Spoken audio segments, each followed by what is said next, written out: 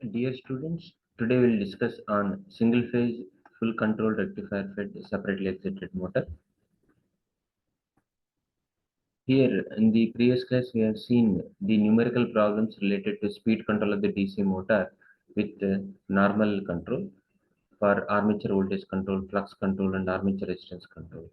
Today we'll continue the topic how to control the speed of the motor using the controlled rectifiers, particularly single phase. So by the end of the session, you should be able to analyze the single phase, full controlled rectifier fed separately excited motor, and hence you should be able to determine the armature current, speed, output power, power factor by the end of this session. We know that the speed of the DC motor can be controlled by varying the armature voltage or supply voltage, and this variable voltage can be applied either to the armature circuit or to the field circuit. Uh, and out of this armature voltage control and flux control, it is found that the motor response with armature control is faster and smooth control of the speed can be obtained. This is because the time constant of the field is very larger than that of the time constant of the armature circuit. So, but even then, for speeds less than the rated speed, armature voltage control is used. For speeds greater than the rated speed, the flux control method is used.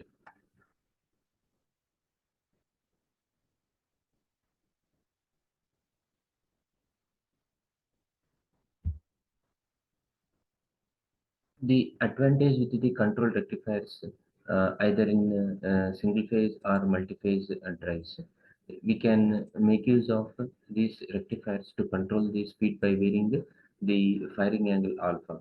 So this variable voltage can be applied similar to that one as to the armature circuit as the flux circuit.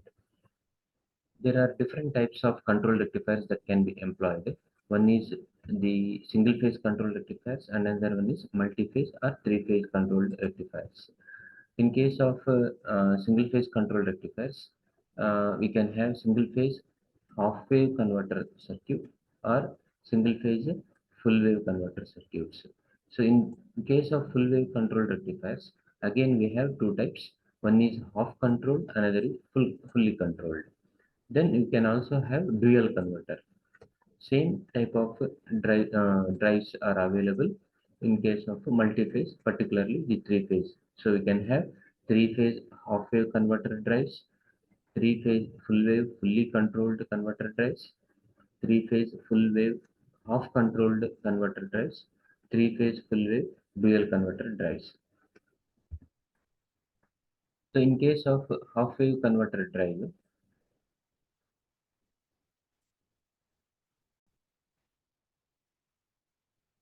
in case of single phase half wave converter drives, we can see the circuit. Uh, Only one thyristor is used. This acts as a half wave rectifier circuit, and this is the DC motor showing its resistance and inductance outside. And there is a back EMF developed when the motor is running. So a motor load acts as RLE load, acts as RLE load. So a separately excited DC motor here is shown, and hence field winding is connected to a separate DC supply. So as it is an RLE load, because of the presence of inductance, normally the freewheeling diode is also connected in parallel with the load, that is motor. So the half wave converter circuit, how does it work?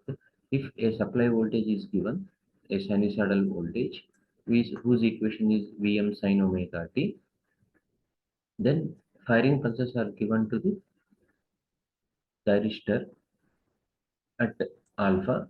So when firing pulses are given, then the input voltage, supply voltage will appear across the motor. So you can see here the armature voltage, this one in the circuit, the armature voltage is this, and in the waveform, the armature voltage will be this one. So let us say we have triggered at some alpha. Now the output voltage or the armature voltage will be like this. As it is half wave rectifier, the thyristor T1 will conduct only during positive off cycle when it is forward biased, and does not conduct during negative off cycle as it is reverse biased. So the point that you have to remember here is, as it is an RLE load, E is there, back EMF field is developed. The firing angle alpha, in this case alpha is shown here, alpha can have some minimum value and maximum value. Alpha minimum exists and alpha maximum exists. We'll see that one. So when the motor is triggered, the SCR starts to conduct and current starts to flow.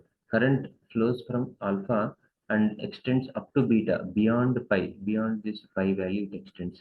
This is because the presence of stored energy in the inductor. Until the stored energy inductor is dissipated, current will be existing up to beta. Okay. So now let us see here. What is the average voltage? We have seen in power electronics course. 1 by 2 pi into integral alpha to pi, the supply voltage into d omega t. So the supply voltage is appearing from where to where? From alpha to pi for the voltage. But for current, it exists from alpha to beta. So that point you have to remember. So therefore, we get average voltage is Vm by 2 pi into 1 plus cos alpha. Vm by 2 pi into 1 plus cos alpha. So this is the average voltage that is appearing at the output of the rectifier or at the armature of the motor.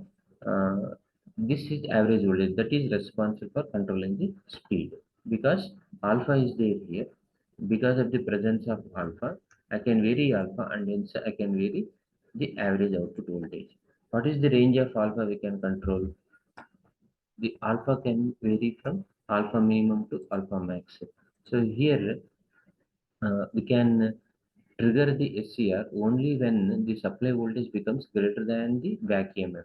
And this is the junction at which the supply voltage is equal to back EMF. And this is the junction at which beyond this point supply voltage becomes less than the back EMF. So these are the 2 points at which alpha min and alpha max exist.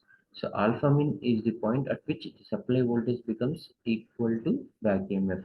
So therefore Vm sin omega t should become equal to Ea, and omega t at that point is alpha minimum. So therefore Vm sin alpha min is equal to Ea, or alpha min is sin inverse Ea by Vm. So similarly, this value will also be equal to Vm sin alpha max, and from pi, how much distance it is, that we have to find out. So alpha max, see, this is alpha minimum, and from here to here it is alpha maximum. And what will be this? Alpha min distance. So therefore, alpha max will be equal to what? Pi minus alpha min will give alpha max. So alpha max will be pi minus sine inverse Ea by Vm. So now, using the general equations of DC motor, we can find out how we can have a controlled rectifier to control the speed of the motor. So we know that the speed is given by VA by KE5 minus RA divided by KT KE5 square into TL. So uh, this VA armature voltage represents the average voltage under steady state condition, and that is given by Vm by 2 pi into 1 plus cos alpha. So we can substitute, and if we know these values, we can find out what is the speed. And when we have substituted the average voltage into this equation, the speed that is obtained is the steady state speed, or it is also called as the average speed. So in terms of omega, we can find out the values. So same divided by 2 pi if we do, we can get the uh, speed in radians per second. So this equation is omega. From this, we can find out two important points. What is that one? What is the starting torque? What is the starting torque? And another one is what is the no load speed? So what is the starting torque? Torque at starting. That means at starting omega equal to 0. So substituting omega equal to 0 in this, we get T starting as K phi Vm by 2 pi Ra into 1 plus cos alpha. Similarly, at no load condition, torque is 0. So therefore, substituting TL equal to 0, this term will become 0, and hence omega will become omega naught. So omega naught is Vm by 2 K5 into 1 plus cos alpha. This. So that speed equation gives what is the starting torque or what is the no load speed. Yeah. So next coming to single phase uh, full wave rectifier. Okay, if I use a full wave rectifier to control the speed of the DC motor, then it becomes single phase full wave converter drive. But in full wave converter, we have two types: half controlled, full controlled. First, we shall see half controlled. So single phase full wave half controlled converter drive. When do we say this is half controlled? In the bridge circuit. So this is full wave rectifier circuit. In this, if we have two thyristors and two diodes, so then it is called as half controlled, or it is also called as semi converter. Half controlled is nothing but semi converter. Here we can have two modes of operation: discontinuous and continuous, depending on the inductance of the armature circuit and the load current. We can have continuous or discontinuous operation. So let us first deal with the discontinuous current operation. Current is not continuous. So you can see here, this is the supply voltage line, and output voltage appears when from alpha to this alpha max condition. Alpha to alpha max condition. Okay. Because of the inductance, there will be some extension. Okay. So let us call this as delta. So now there is alpha to delta is there. But the current, depending on the inductance, now we are dealing with the discontinuous. This exists when the this exists.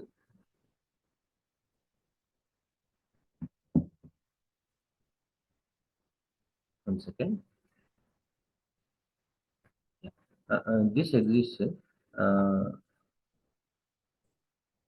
when the inductance value is very less. So therefore, current starts from alpha and goes up to alpha plus delta. It won't go up to pi plus alpha. If it goes up to pi plus alpha, it becomes continuous. So therefore, V average is 1 by pi into integral alpha to alpha plus delta Vm sin omega t d omega t. Integrating will get Vm by pi into cos alpha minus cos alpha plus delta. This equation we have seen in power electronics. So coming to again the basic motor equations, VA from the circuit, VA is IA into RA plus LA into DIA by dt plus the back EMF. And this back EMF is nothing but what? K5 into omega m. Similarly, the torque is equal to K5 into IA, or we can substitute the torque general equation. So this V average can also be obtained by integrating this KVL equation and substituting the back EMF. In this, we can see that under steady condition, when you are finding the average, inductance effect is not there, and hence this term can be neglected, and hence we'll get V average is, if you see here, 1 by pi integral alpha to pi Ia into d omega t gives average current. So this gives the average current, and hence into Ra. So I average into RA. Similarly, this term omega m into dt, this gives average speed or steady state speed. So average speed into K5. Similarly, we can find out the average torque developed, and that is nothing but K5 into I average or B omega m average plus TL. So you can solve a problem based on the idea we discussed about the single phase half controlled rectifier. A DC shunt motor operating from a single phase half controlled bridge at speed of 1450 rpm has an input voltage of Vs equal to 330 sin omega t and a back EMF of 75 volts. The thyristors are fired symmetrically at alpha equal to pi by 4, that means 45 degrees, in every half cycle, and armature resistance is 5 ohms. Neglecting the armature inductance, calculate the average armature current and load torque. So we have to find out IA average and T or TL. given that alpha is 45 degrees, and what will be alpha plus delta, from where to where it conducts? See, it conducts from alpha min to alpha max maximum. In this case, alpha is 45 degrees. So this one, see, this is not alpha min. Okay. So this is alpha min point. Sorry, this is alpha min point, and this is alpha point, and this is alpha max point. So this we have to find. Alpha max point is alpha plus delta. That is nothing but pi minus sine inverse EA by VM, and substituting the values we get 166.9 degrees. And omega average is nothing but 2 pi n by 60, and then it becomes 151.8 radians per second. So therefore, V average is equal to 1 by pi into integral 45 degrees to 166.9 degrees Vm sin omega t d omega t, or you can directly substitute in the average formula as Vm by pi into cos alpha minus cos alpha plus delta. Solving, you will get the 176.6 volts. So the armature voltage is 176.6 volts, but actually supply voltage is how much? This one, Vm sin omega t, 330 by root 2. But because of alpha, now only 176.6 volts is applied. So that makes the back EMF to change. And given that the back EMF is 75, and hence we can find out what is K5 parameter from this equation. So now use the general equation of motor as E average, VA average, this one, VA average is equal to what? R into IA average plus R into IA average plus EB plus EB, the back EMF, that is 75 volts. So therefore, IA average is equal to 20.32 amperes. Similarly, so this is what is asked, IA average. So to find IA average, what we have done? First, we have calculated given alpha and alpha max we have calculated. Based on that, calculate the average voltage. Next, calculate the back EMF, and then find out what is IA average from the KVL equation. So similarly, torque Tm is K5 into Ia. So once we know the back EMF, we can calculate what is K5, and from that we can find out the torque. Average torque is K5 into Ia average. So we know these two, and then we can find out what is average torque. That is 10.04 Newton meter. The torque can also be evaluated like this. T average is T by omega. We can also calculate this in any way. Okay. So now coming to this single phase half full wave half controlled converter, but with continuous mode of operation. Now armature current is continuous. So see the waveforms here. See the waveforms.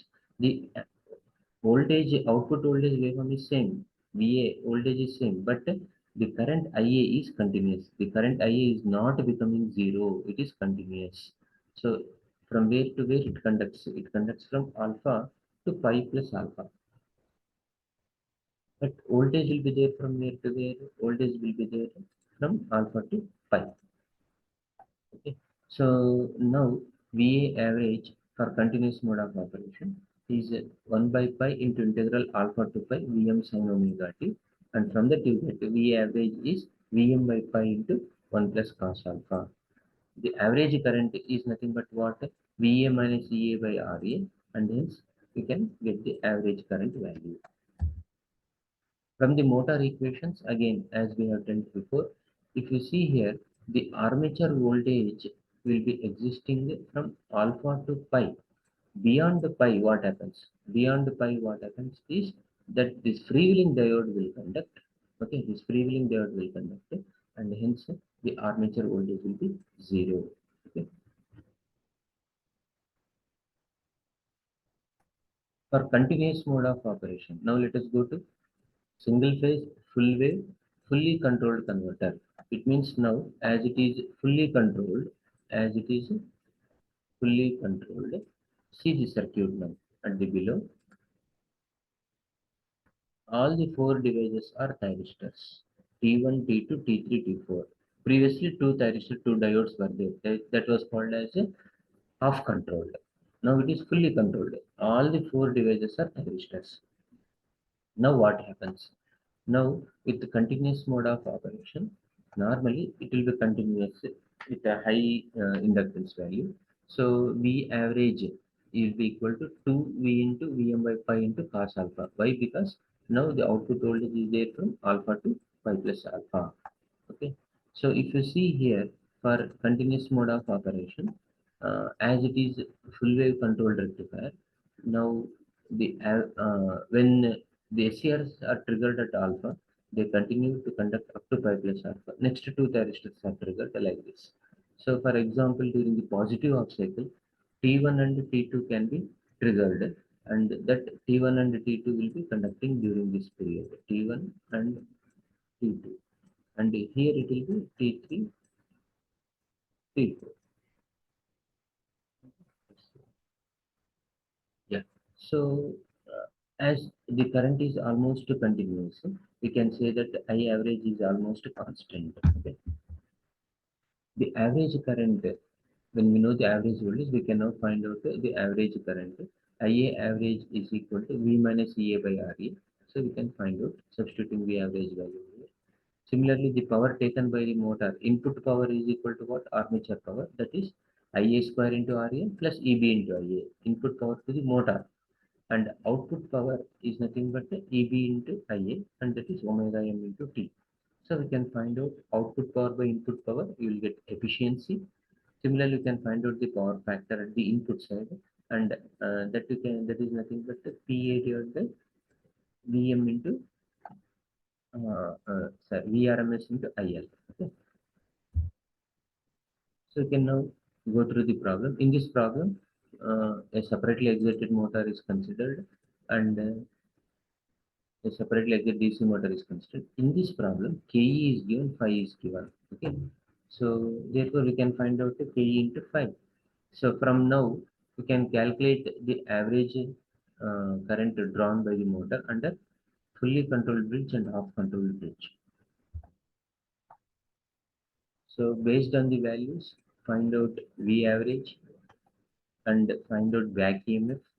So once we know V average and back EMF, we can find out what is armature current, 21.56.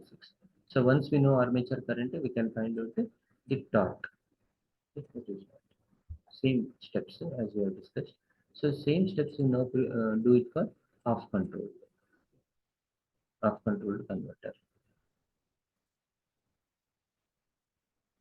Find out IA and torque. Yes, dear students, at the end of this session, you should be able to now determine uh, the armature currents, torques, power, power factor, and hence you should be able to analyze the single phase fully controlled rectifier fed separately excited DC motor. Yeah. So this is the LLP. Please go through this problem. Here it is asked to find out what is the firing angle alpha, then power delivered to the motor and supply power factor.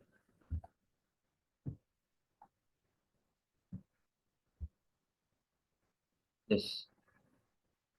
For further understanding, refer chapter 5 in GK Dubai, section 5.10 and 5.11, and go through the solved examples. Based on that, you try to solve the exercise problems 5.36 to 5.39. Thank you, students.